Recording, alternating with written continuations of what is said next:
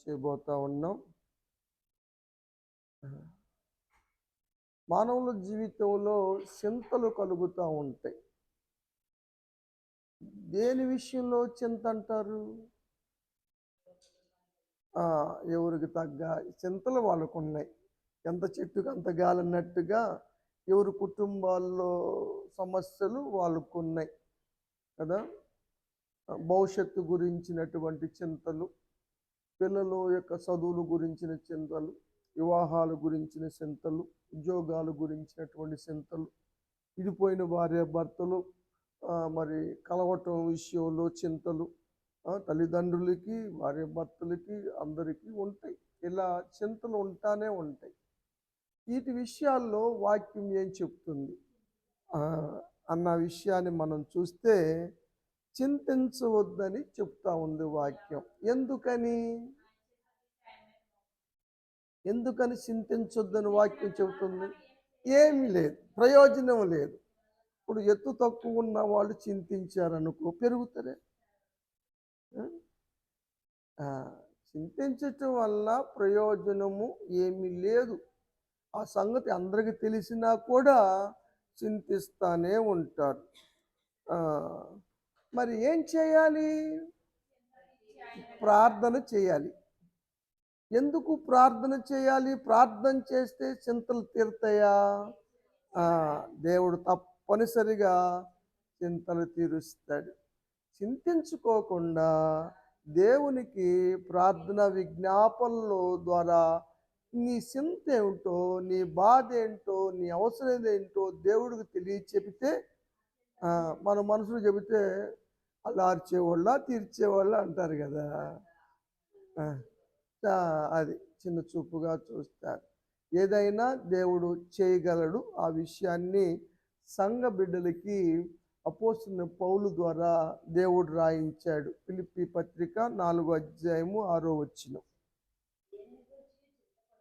ఏ విషయం ఇప్పుడు అనుకున్నాం కదా, చింతలు ఎత్తుల గురించి, పొడుగుల గురించి, లావు గురించి, అందం గురించి, నలుపు గురించి, ఎరుపు గురించి. ఎరుపు గురించి ఎవరు అనుకోరులే కదా. ఇలా రకరకాల చింతలు ఉంటాయి. అసలు దేని విషయమైనా సరే చింతించొద్దు. ఎందుకంటే దానివల్ల నో యూజ్. ప్రతి విషయంలో కూడా ప్రార్థన విజ్ఞాపనల చేత మీ విన్నపాలు దేవునికి తెలియచేయండి. దేవునికి తెలియచేయాలి. ఇప్పుడు అమ్మాయికి వచ్చిన సమస్య విషయంలో దేవునికి తెలియచేయటానికి ఈ కూటాలు ఏర్పాటు చేసుకున్నారు. మరి గతంలో ఎన్ని కూటాలు అయినారని? ఇది 4వదా 5వదా? 4వ కూటం. 3 కూటాలు అయిపోయినాయి. 4వ కూటం, ఇంకా 3 కూటాలు ఉన్నాయి. ఈ 7 కూటాల్లో దేవుడు కార్యం జరిగించాలని బిడ్డ ఆశతో ఈ కూటాలు ఏర్పాటు చేసుకుంది. బిడ్డ ఆశను బట్టి మనకి అవకాశాలు లేకపోయినా, సమయం అనుకూలత లేకపోయినా కూడా ఆశగల ప్రాణాన్ని దేవుడే తృప్తిపరిస్తే నేనెంతటోడిని కదా. పూజారి దేవుడు వరం ఇచ్చినా పూజారి వరం వీడన్నటువంటి టైపు కాదు మనది కదా. కాబట్టి అమ్మాయి తరపున ఆత్మీయ తండ్రిగా మరి సహవాసంగా బిడ్డలందరూ కూడా ప్రార్థన చేస్తూ ఉన్నారు. దేవుడు తప్పనిసరిగా అమ్మాయి యొక్క విషయాన్ని దేవుడు సరిచేయునుగాక. ఎందుకంటే మనుషులకు అసాధ్యమైనవి దేవునికి మాత్రమే సాధ్యమవుతాయి. మనం ఎవరైనా రాజీ పరచాలని, కుదర్చాలని వాళ్ళతో మాట్లాడి వీళ్ళతో మాట్లాడి సరిచేద్దామంటే మెట్టు దిగే పరిస్థితి కనపడదు. వాళ్ళు మాట్లాడిన కొందికి ఒక మెట్టు ఎక్కుతారు కానీ దిగరు. అడుగుతారు, మళ్ళీ మమ్మల్ని బజార్లు పెడుతున్నారు, మమ్మల్ని తీసుకెళ్ళి ఈ రకరకాల మాటలు వస్తాయి. ఇంకా సమస్య జటిలం అవుతుంది కానీ పరిష్కారం కాదు. కానీ దేవునికి సాధ్యం. అది కొంతమంది ఇటు మాట్లాడతారు, అటు మాట్లాడతారు, ఇటు ఎక్కేస్తారు, అటు ఎక్కేస్తారు. అది కలహ భోజనాలు అన్నది అన్ని కాలాల్లో ఉంటారు. వారికి అదే భోజనం. కాబట్టి అలాంటివి చేస్తూనే ఉంటారు. కాబట్టి దానివల్ల ప్రయోజనం ఉండదు. కానీ దేవునికి అప్పగిస్తే ఎంతమంది అడ్డుపడ్డా, అడ్డు నిలిచిన దేవుడు కార్యాన్ని జరిగించగలడు. దేవుడు జత చేయగలడు, జతపరచగలడు. దేవునికి స్తోత్రం. అందుకనే దేవుని చేతులకి ఈ సమస్యను అప్పగిస్తూ ఉన్నాం. కానీ కొంతమంది చింతిస్తూనే ఉంటారు. చింతించుకోకుండా విశ్వాసంతో ప్రార్థన చేసుకోమని దేవుడు ఈరోజు మనకు తెలియజేస్తూ ఉన్నాడు. కుటుంబంతో పాటు కూటం ఏర్పాటు చేసుకున్న బిడ్డతో పాటు వచ్చిన మనందరికి కూడా ఆ విషయము దేవుడు తెలియజేస్తూ ఉన్నాడు. యేసు ప్రభువారి శిష్యులు సైతం కూడా యేసు ప్రభువారిని సరిగా అర్థం చేసుకోలేదు. యేసు ప్రభువారి శక్తిని ఎక్కువగా గ్రహించలేకపోయారు, అవగాహన చేసుకోలేకపోయారు. ఒకసారి ప్రయాణం చేస్తూ ఉన్నారు. అద్దరికి వెళ్ళాలన్నటువంటి విధానములో ధోనిలో ఎక్కారు. యేసు ప్రభువారు మరి ధోని అమరం దగ్గర కళ్ళు మూసుకొని పండుకున్నారు. వీరు ఏం చేస్తారు? పరిస్థితుల్లో నమ్మకం ఉంచుతారా, నమ్మకం ఉంచరా, ధైర్యంగా ఉంటారా, భయపడరా అన్న విషయాన్ని యేసు ప్రభువారు థియరీగా నేర్పారు, ప్రాక్టికల్స్ నేర్పారు. ఇది ప్రాక్టికల్ అన్నమాట. ప్రాక్టికల్గా ఆయన పండుకొని నిద్రిస్తున్నట్టుగా అటు పండుకున్నారు, గమనిస్తూ ఉన్నారు. వీళ్ళు కంగారు పడుతూ ఉన్నారు. తుఫాను లేచింది, అలలు ధోని మీద పడుతూ ఉన్నాయి. వీళ్ళు నిలబడే ఉన్నారు. అమరం దగ్గర ఆయన ఉన్నాడు. అలలు కొట్టి మునిగిపోతే ముందేసే మునగాల కదా, నుంచున్నవాళ్ళు మునగరు కదా. కానీ వీళ్ళు భయపడిపోయారు. నశించిపోతున్నాం అనుకున్న కూడా భావించారు. కంగారు పడ్డారు. ఇక మన పని అయిపోయిందిలే అనుకుంటున్నారు. యేసు ప్రభువారు పట్టించుకోవట్లేదని కూడా అనిపించింది వాళ్ళకి. ఈయన మనకి చింత లేకుండా ఆయనకి నిద్రపోతున్నాడు అని కూడా అనిపించింది. వాళ్ళు భావించారు. కోపం వచ్చేస్తుంది వాళ్ళకి. ఏంది అసలు మన విషయంలో ఏం కేర్ తీసుకోవట్లేదు ఆయన అంతటికి ఆయన పండుకొని నిద్రపోతున్నాడు, ఆయనకి మనం నశించిపోయినా ఆయనకి చింత ఉండదా ఏంటి అన్నట్టుగా ఒకళ్ళు భావిస్తూ ఉన్నారు కదా. ఒక సందర్భాల్లో పట్టించుకోలేదని, శ్రద్ధ తీసుకోలేదని, సమస్య నుంచి ఒడ్డేసుకోలేదని చాలామంది చాలా విధాలుగా భావిస్తూ ఉంటారు. ఆయన క్షణం మర్చిపోతే మనం ఏమైపోతామరా, సృష్టి ఉండదురా అని చాలామంది అనుకుంటూ ఉంటారు. ఇక ఆగలేకపోయారు. ఆగలేక యేసు ప్రభువారు లేపారు. లేపి అంటారు, మేము నశించిపోతున్నాము, నీకేం చింత లేదా అని అడిగారు. యేసు ప్రభువారు 4వ అధ్యాయం మార్కు సువార్తలో 38. పాసం అటు వెళ్ళరా.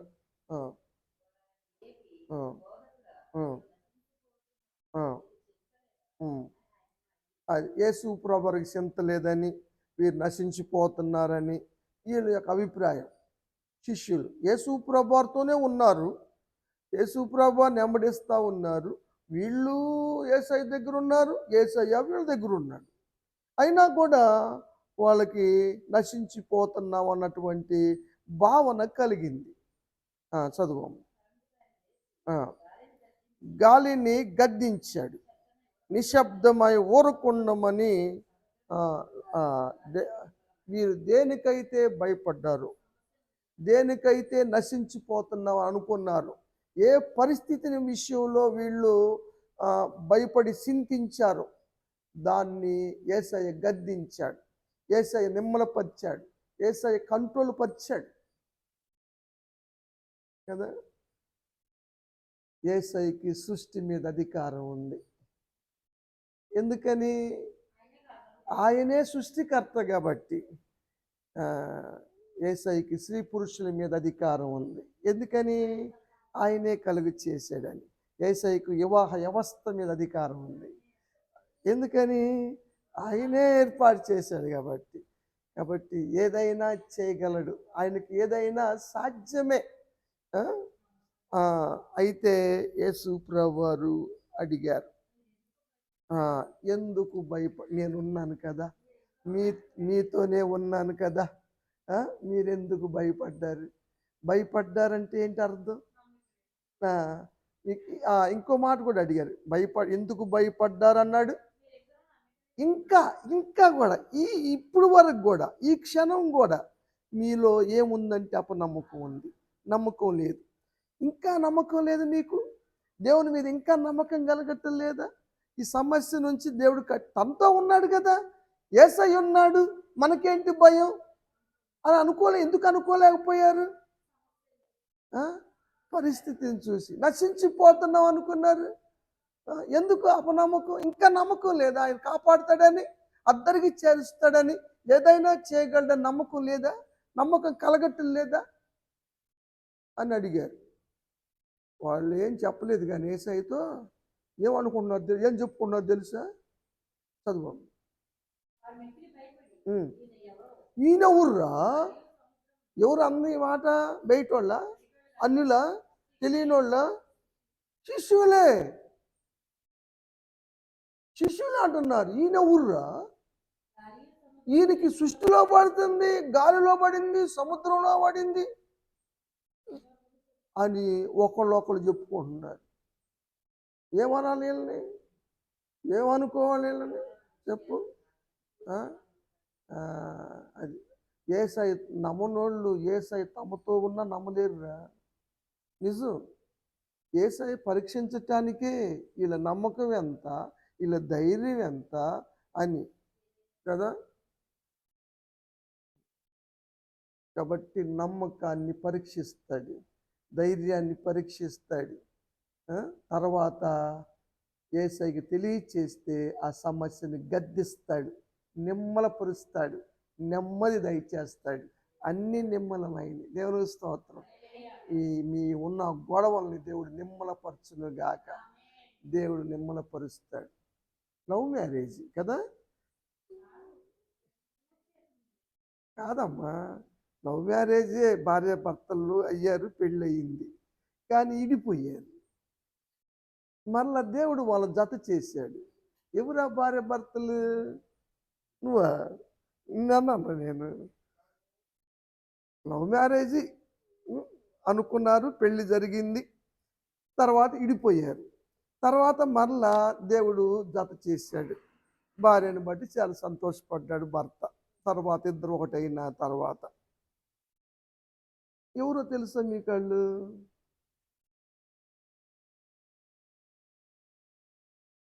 ఇంకా రారా? సరే, హింట్ చెప్తాను. పెద్ద అమ్మాయిని పెళ్లి చేద్దాం అనుకున్నాడు, కానీ చిన్నమ్మాయి చిన్నమ్మాయి ప్రేమిస్తుందని తెలుసుకున్నాడు. తెలుసుకొని పెళ్లి చేశాడు తప్పని పరిస్థితుల్లో. కానీ విడిపోయారు. ఎప్పుడు విడిపోయారు? లాబానోళ్ళు, లేకపోతే వాళ్ళు ఎప్పుడు విడిపోయారు? దావీదు మెరాబు ఇవ్వాల్సింది సౌలు, కానీ ఇవ్వకోకుండా మీకాల్ని ప్రేమించి, నా కాలు కాదు, మీకాల్ని ప్రేమించటం వల్ల రాజుడు కళ్ళు కావాలి ఈయనకుంది. చిన్నమ్మాయేమో బాగా ప్రేమించింది. ప్రేమ వివాహము ఎట్లయినా చెయ్యాలన్న ఉద్దేశంతో వివాహం జరిగింది. తర్వాత సమస్యల్లో దావీదుని విడిచిపెట్టి మీకాలు వెళ్ళిపోయిన తర్వాత దేవుడు మరలా వాళ్ళని జత చేశాడు. ఒక అతను పంపించి తీసుకొచ్చి మీకాలు. కాబట్టి ఇడిపోయిన దావీదు మీకాలను కలిపింది దేవుడే. ఆ విధంగా కాకపోతే భర్తను ఎగతాళి చేసింది కాబట్టి ఆమె గర్భఫలం ఇవ్వలేదు, కానీ దేవుడు మాత్రం ఆ కార్యాన్ని చేశాడు. కాబట్టి మన జీవితంలో దేవుడు ఏదైనా చేయగలడు. విడిపోయిన వారిని జత చేయగలడు, జతపరచగలడు కదా, ఏదైనా చేయగలడు. అందుకని చింతలు వద్దని దేవుని యొక్క వాక్యం చెబుతుంది. మ్యాగీ ఏంటి? మ్యాగీ ఏంటి?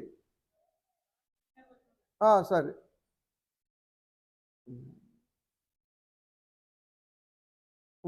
పనులు పెట్టుకుంటా ఉంటారు. అంటే ఉపవాస రోజని కాదు. విస్తారమైన కూటాలప్పుడు విస్తారమైన పనులు పెట్టుకుంటారు. వాళ్ళు సహాయం చేస్తారు, వీళ్ళు సహాయం చేస్తారని భావంతో పెట్టుకుంటారు.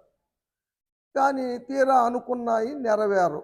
ఎవరు సహాయం చేయరు. చేస్తామనుకున్న వాళ్ళు, ఊహించుకున్న వాళ్ళు, మార్తం ఉంది, మా సహోదరి మరియం ఉంది కదా, నాకు సహాయం చేసిద్ది కదా, ఇద్దరం కలిసి తొందరగా పనులు చేసుకొని మరి కూటం జరుపుకోవచ్చు, మంచిగా దేవుని మాట వినవచ్చు అని మార్త అనుకొని విస్తారమైన పనులు పెట్టుకుంది. పనుల్లో అవల. యేసయ్య వచ్చి కూర్చున్నాడు. ఏం చేయాలి? టెన్షన్ ఎక్కువైంది, విచారం ఎక్కువైపోయింది, టెన్షన్ పడతా ఉంది. ఈ విచార సమయంలో ఏం చేయాలో అర్థం కావటల్లా. ఈ మార్తేమో యేసు ప్రభువు దగ్గరికి వచ్చి మాటలు వింటా ఉంది. ఆయన మాటలు వింటా ఉంది. కనీసం యేసు ప్రభువారన్న నువ్వు వెళ్ళమ్మా మీ మార్తమ్మకి సహాయం చెయ్యి అని చెప్పొచ్చు కదా, మరి అడగొచ్చు కదా. మీ సహోదరేగా, మన ఇద్దరం కదా, ఇద్దరం కలిసి చేసుకుందాం. అసలు పెట్టుకోవటం, ఇన్ని పనులు పెట్టుకోవటం, కూటాలప్పుడు ఇన్ని పనులు పెట్టుకోవటం దండగా. సరే పెట్టుకున్నావు, సరే పెట్టుకున్నప్పుడు మన ఇద్దరం కలిసి చేసుకుందాము, తర్వాత ఇద్దరం కలిసి కూర్చుందాం, నేను కూడా మాట్లాంటాను అని అనుకోవాలి కదా. అనుకోలేదు, అనుకోలే. ఆ విధంగా అనుకోకపోవటం వల్ల ఈమె కోపం వచ్చింది. ఈమె అనుకున్నది ఏది జరగల, పనులు అవల, సహోదరికి సహాయం చేయలే. యేసు ప్రభువారు కూడా పోయి అమ్మ సహాయపడమని చెప్పల. ఇప్పుడు కోపం ఎవరి మీద వచ్చింది? యేసు ప్రభువారి మీద వచ్చింది కదా. సమస్యలేమో మనకు వస్తాయి, సమస్యలు పెంచుకునేది మనము, పనులు పెంచుకునేది మనము, పనులు పెట్టుకునేది మనము, జరగలేదని, నెరవేరలేదని యేసు ప్రభువారి మీద కోపం వస్తుంది. అలా కోపం వచ్చి యేసయ్య దగ్గరికి వచ్చి, యేసు ప్రభువా నీకేమన్నా చింత ఉందా? నేను ఒకటి కష్టపడుతున్నాను కదా, నేను ఒక్కటి పని చేసుకుంటున్నాను కదా, దీన్ని పంపొచ్చు కదా, నా సహోదరిని అమ్మకు అది హెల్ప్ చేయమని పంపొచ్చు కదా అని అడుగుతుంది. అన్నట్టు మనసులో భావం అదే. మనసులో భావం ఏంటంటే లోకా రాశాడు 10వ అధ్యాయం 38వ వచనం. 40 చదువుతావమ్మా. విస్తారమైన పని పెట్టుకుంది, తొందర ఎక్కువైపోయింది. టెన్షన్, తొందర అంటే ఇక్కడ టెన్షన్ తొందర పడుతుంది. నేను ఒంటరిగా చేసుకుంటున్నాను, ఆమె నీ కాలకాడ కూర్చిపెట్టుకొని ముచ్చట చెబుతున్నాను. ఏమంతవరకు న్యాయం అది? నన్ను పంపొచ్చు కదా, నీకేమన్నా చింత ఉందా? చెప్పు, నేను అడగొచ్చుగా. ఏమైంది?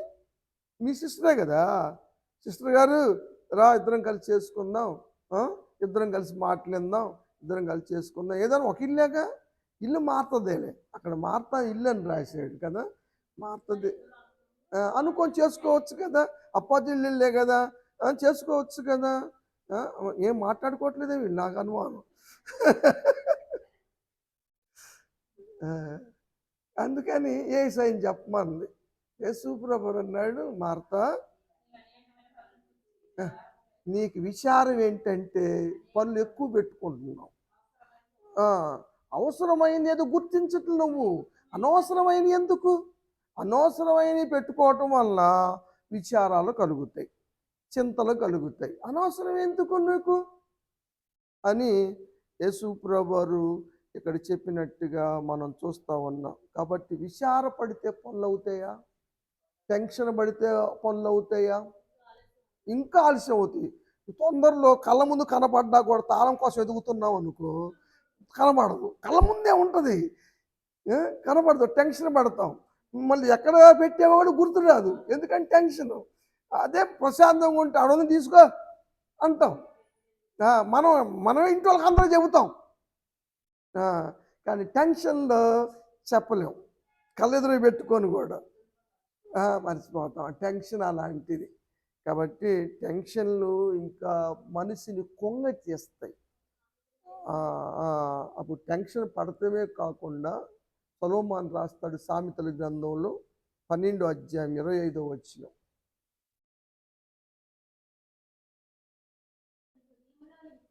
ఆ!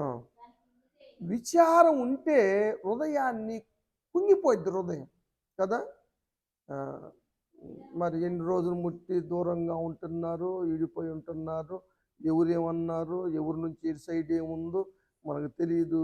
ఎవరికున్న చింతలు ఆళ్ళకుంటే మగోళ్ళు కాలరేసి తిరుగుతూ ఉంటారు. ఆ! ఆ! ఏది చేసినా గూడా ఆహ్, మీరే శత్రువులు అనేది ఎందుకంటే ఆడోళ్ళకి ఆడోళ్ళు మరి మీరన్నా సపోర్ట్ చేస్తారా? ఆ! ఆ! చూపిస్తారు. బాధ పెడతా ఉంటారు. మన సంగతి తెలుసు గూడా, మన అమ్మాయి విషయం తెలుసు కూడా అంటా ఉంటారు. సరే ఆడికి లేదనుకో మగోడాడు ఈళ్ళకేమైందంట? ఈయనకేమైంది? తగ్గొచ్చు కదా! ఆ! సరే ఈళ్ళు తగ్గుదామన్నా సినిమా వాళ్ళు తగ్గనిత్తారా? అది సంగతి. హ్మ్. నిన్న అరెస్ట్ చేశారు. తీసుకెళ్లారు. ఆ! కదా! సరే మరి వాళ్ళకున్న ఇన్ఫ్లుయెన్స్‌లు ఆళ్ళకుంటాయి. ఆ! ఆ! ఆ! మరణాలు జరిగినాయి. ఆ! ఆ! సరే. సరే, సరే. ఏందో. కృంగచ్చేస్తాయి. 94వ కీర్తన రాశాడు ఒక కీర్తనాకారుడు. అతడు ఎంత విచారంలో ఉన్నాడంటే, ఎంత బాధలో ఉన్నాడంటే చెప్పలేనంత విచారం. నో 19 వచనం చదువుదాం. అంతరంగములో విచారములు ఎచ్చుతున్నాయి. తగ్గటం కాదు. సరే రోజు రోజుకి పెరగటమే విచారం కదా! విచారం ఆహ్, మొదట్లో అనిపించుద్ది ఈ టెన్షన్‌లే వత్తారులే, తీసుకెళ్తారులే, ఏమైద్దిలే కోపాలెన్ని రోజులు ఉంటాయిలే, భార్యాభర్తల మధ్య సహజంగా వస్తాయి కుటుంబాల్లో అన్నాక ఏ కుటుంబంలో సమస్యలుండవు అని అనిపిస్తది. రోజులు గడిచిన కొందికి సమస్య జటిలమవుతా ఉంటది. విచారం పెరుగుతా ఉంటది. అటోళ్ళు చెప్పే మాటలు అటోళ్ళు చెబుతారు. ఇటోళ్ళు చెబుతా ఉంటారు. ఇక దీన్ని కలవనిచ్చే పని చేయరు. దూరం చేసే వాళ్ళే ఎక్కువ. సహజంగా మనం చూస్తున్నాం కదా లోకంలో జరిగే విషయాలన్నీ కూడా. కానీ అతనేం చేశాడంటే విచారం ఎత్తితే దేవునికి ప్రార్థన చేశాడు కీర్తనాకారుడు. ఎవరు రాశాడు ఇక్కడ రాయలేదు కీర్తన. ఆహ్, ప్రార్థన చేశాడు. వెంటనే దేవుడు విచారాలన్నీ తొలగించి ప్రాణానికి ఆదరణ, నెమ్మది కలిగించాడు. కాబట్టి అమ్మాయి ప్రియాంకకు కూడా దేవుడు నెమ్మది కలిగించును గాక. తన హృదయంలో ఉన్న విచారాన్ని, లక్ష్మి గారి హృదయంలో ఉన్న విచారాన్ని దేవుడు తొలగించి, వారి సమస్యను మరి తొలగించి, దేవుడు ఆదరించి బలపరచును గాక. దేవుడు మాత్రమే చేయగలడని దేవుని యొక్క వాక్యంలో చెప్తా ఉన్నా. విశ్వాస వీరులు, భార్యాభర్తలు, విశ్వాసులకు తండ్రి అబ్రహాం గారు, విశ్వాసుల తల్లి శారా గారు వీళ్ళు ఈడిపోయారు. ఈమె ఇంటికాడ ఉంది. ఈయన ఇంకో చోట ఉండాల్సి వచ్చిన పరిస్థితి వచ్చింది. సమస్య పెరిగింది. ఇప్పుడు మరి ఎలా కలవాలి? అబ్రహాం గారు ప్రార్థన చేశాడు. ఏ ఇంటికాడైతే ఉందో ఆ ఇంట్లో దేవుడు బాధలు పెట్టాడు. వేదనలకు మనోవేదనలు, మహావేదనలు పెట్టాడు. దెబ్బెమ్మటి అర్థమైపోయింది ఆయనకి. అర్థమైపోయి అయ్యా నీ భార్యను నువ్వు తీసుకెళ్ళయ్యా, మా ఇంటికాడ ఎందుకయ్యా అని భార్యను తీసుకొచ్చి అప్పచెప్పి వెళ్ళాడు. ఎవరంటారు? ఫరు అభిమేలేకు. అభిమేలేకు దగ్గరికి వెళ్ళక ముందే ఫస్ట్ దేవుడు నమ్ముకోగానే ఐగుప్తు దేశం వెళ్ళారు. ఐగుప్తు దేశంలో ఫరో ఉన్నాడు. నువ్వు చెప్పింది 20 అధ్యాయము, అమ్మాయి చెప్పింది 12 అధ్యాయం. అది 12 అధ్యాయంలో చెప్తున్నాను నేను. చూడండి 14 వచ్చిన.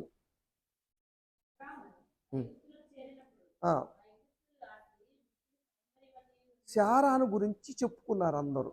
అబ్బా! శారా ఎంత అందంగా ఉందో, ఎంత బాగుందో కదా! ఎంత సౌందర్యవతో అని చెప్పేలకే రా రాజుగారికి ఆ అమ్మాయిని తెచ్చుకోవాలనిపించింది. అందుకని రాజుగారు ఫరో గారు శారాన్ని తీసుకెళ్ళి ఇంట్లో పెట్టుకున్నాడు. అబ్రాహాం గారు ఏం చేస్తాడు? దేశం కాని దేశం, ఊరు కాని ఊరు, ఈడ వచ్చి బతుకుతున్నాడు. అందుతో రాజుగారు తీసుకెళ్ళింది. ఏమనగలడు? రాజుగారికి ఏం ఎదురు తిరగలడు? అధికారం ఉంది అక్కడ, మంది మార్బలం ఉంది అక్కడ. ఇక్కడ ఎవరున్నారు? ఎవరు లేరు. ఆయనకుంది దేవుడే. కాబట్టి ప్రార్థన చేసుకున్నాడు. ప్రార్థన చేసుకుంటే దేవుడు ఏం చేశాడు? శారాను బట్టి ఆ ఇంటి వాళ్ళందరికీ మహా వేదన పెట్టేశాడు. వేదన పెట్టేశాడు. వామ్మో!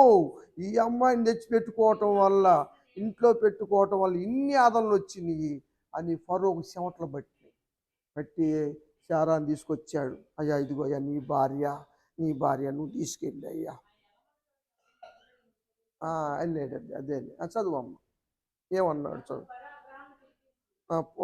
19 లాస్ట్. ఇదిగో నీ భార్య ఏమని, అయ్యా బాబు నీ భార్య నువ్వు తీసుకెళ్ళు, మేము బళ్ళలేకపోతున్నాం ఈ బాధలు ఈ కష్టాలు అని ఫరో అంతటికి ఫరో దిగొచ్చేలా చేశాడు. ఎవరైతే ఆటంకపరుస్తున్నారో, ఎవరైతే ఇబ్బంది పరుస్తున్నారో వారిని ఇబ్బంది పెట్టైనా సరే దేవుడు మళ్ళీ ఇదిగో అనిపించాలి. ఎలా? ప్రియాంకను తెచ్చుకోరా, నీ భార్యను తెచ్చుకోరా అని అనిపించేలాగా దేవుడు కృప చూపునుగాక. దేవుడి మాట దీవించునుగాక.